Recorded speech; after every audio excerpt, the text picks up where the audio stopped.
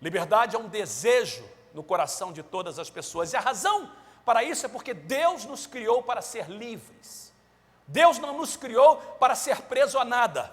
Deus não nos criou nem mesmo para ser preso a Ele. Porque se Deus nos quisesse que fôssemos presos ou servos dEle, ou escravos dEle, Ele teria nos criado sem o direito de escolha. Mas Deus coloca no coração do homem o livre-arbítrio, o desejo de escolha. E por isso então que todos nós almejamos a liberdade, queremos a liberdade. E quando nós não estamos livres, nós lutamos para ser livre. Porque no coração do homem, Deus colocou o desejo de ser livre.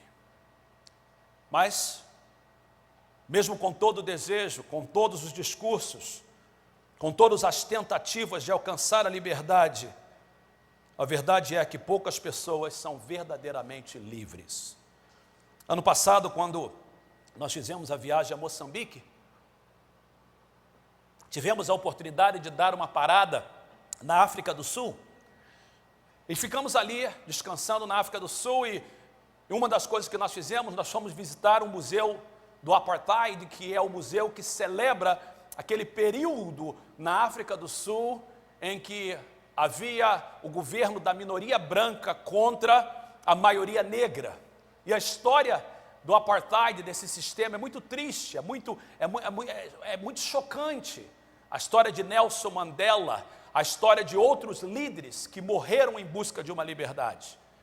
Aí você vai na África do Sul e entra naquele museu e você vê que durante tanto tempo essa nação queria liberdade, principalmente os negros da África do Sul queriam liberdade com direito contra uma ditadura, contra um sistema opressor que oprimia eles tanto tempo.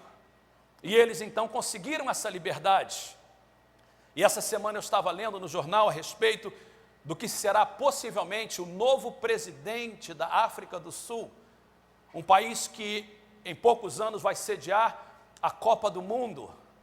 E eu estava vendo a respeito desse homem, o homem que possivelmente será o presidente da África do Sul. O sistema de governo lá é uma democracia, mas o presidente é escolhido pelo Congresso, e porque ele será o líder do African National Council, que é o partido mais forte da África do Sul, significa que ele, sendo o presidente desse partido, ele será o presidente do país em pouco tempo. Eu estava lendo a história dele. Ele é um ex-chefe Zulu, um homem que está cheio de corrupção na sua vida, um homem que há pouco tempo atrás foi acusado de violar uma moça que entrou na sua casa para pedir ajuda a ele. Ele já casou 4 vezes, está com a 5ª esposa agora, e ele confessou e disse: realmente eu a violei, eu tive um relacionamento com ela contra o seu desejo, porque na minha cultura é assim, e tudo provado que ele é uma pessoa culpada. Mesmo assim, os jovens, os comunistas e as pessoas daquele país querem ele como presidente. E eu paro para pensar e dizer: será que realmente a África do Sul alcançou a liberdade que eles esperavam? Será que realmente eles alcançaram a liberdade que eles tanto queriam? Eles alcançaram a liberdade política, mas eles estão presos por uma outra ideologia. Voltando à cortina de ferro, os países europeus, vamos pensar na Rússia, por exemplo, um país que esteve durante tanto tempo embaixo de um comunismo de Stalin, de Brezhnev, um comunista forte, e que através da abertura da perestroika eles se abriram. Eu estive juntamente com Eli na Rússia. A Rússia é um país oprimido, a Rússia é um país em que as pessoas estão presas, onde a máfia cresce, onde a corrupção cresce, onde existe a prostituição das mulheres cresce a cada dia. Voltando à África do Sul, cada 36 minutos uma mulher é violentada na África do Sul. Pensemos nos países do antigo bloco europeu comunista, que a cortina de ferro caiu, o muro de Berlim caiu. Eles alcançaram uma liberdade política, mas eles continuam presos por causa de uma outra razão.